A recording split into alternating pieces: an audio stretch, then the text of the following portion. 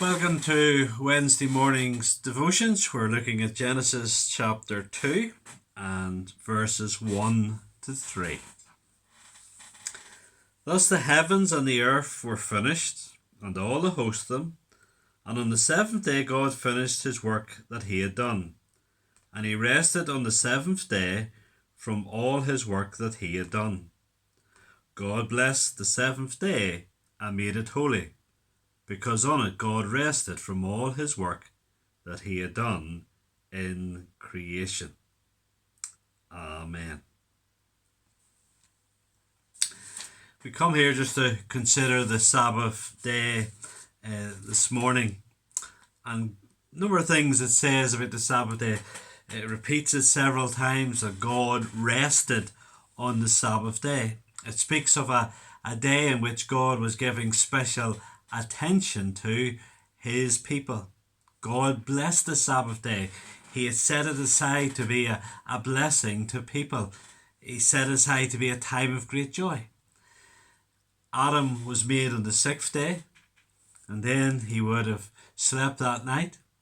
And the first full day that Adam lived was the Sabbath day, highlighting that indeed that man was made to know God, to spend time with God, to worship God. That was the highest purpose of mankind. And we will never reach our fullest and greatest purpose until we understand that we're here to know God and to worship his name. And the weekly Sabbath is to be a reminder of what life is all about. God sets aside a day to give us special attention. James Philip, in his commentary on the Confession of Faith, he says this about the Sabbath. As one scholar has put it, having completed the days of creation, God appoints a day in which he is free for creation and invites creation to participate with him in it.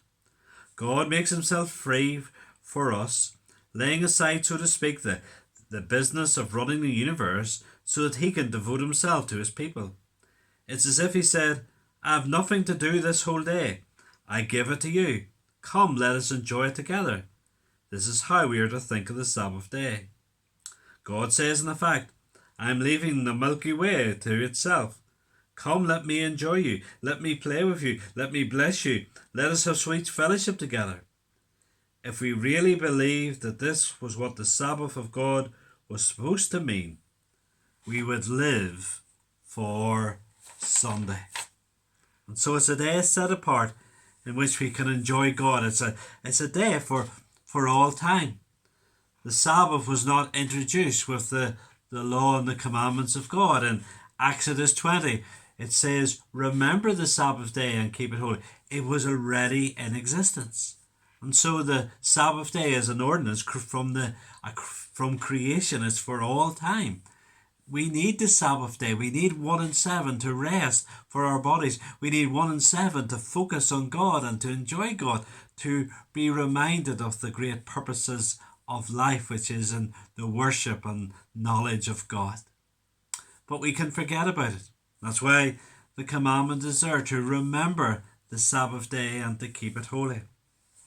Later on, Isaiah in chapter 58 and verse 13 reminds the people to keep the Sabbath. He says, if you turn back your foot from the Sabbath, from doing your pleasure on my holy day, and call the Sabbath a delight, and the holy day of the Lord honourable, if you honour it not going your own ways, or seeking your own pleasures, or talking idly, then you shall take delight in the Lord, and I will make you ride on the heights of the earth. I'll feed you with the heritage of Jacob your father, for the mouth of the Lord has spoken. And so there we are reminded again that the Sabbath is to be a great blessing if we will not do our own thing, but focus on what the Lord wants us to do on the Sabbath day. The time when Jesus came and when he was meeting the religious leaders, many of the conflicts he had with them was to do with the Sabbath day. Their Sabbath was all about rules. And there are rules certainly for the Sabbath day, but they had rules upon rules beyond what the Bible had. The Sabbath was about rules for them. They had lost the true meaning and the purpose of the Sabbath. And one of the interesting things is that Jesus performed many of his miracles on the Sabbath day. It was to be a day of mercy. And that just reminds us that when Jesus healed on the Sabbath day, again, what the Sabbath is all about. The Sabbath is to be a day of healing. It's a day when we come into God's presence to know the healing of Christ in our lives, in our souls. It's a day we meet with God for Him to in a sense, to bandage up our wounds, our spiritual wounds. It's a day we meet for the Lord to give us good health. I hope you'll make the Sabbath a priority, reminding you of what life is primarily about. It's about knowing God, worshipping God. And we need this weekly reminder to have this special day set aside from our worldly pleasures, set aside from our weekly work, set aside for the Lord to rest in His presence. May your Sabbath be a delight in the presence of God. Amen.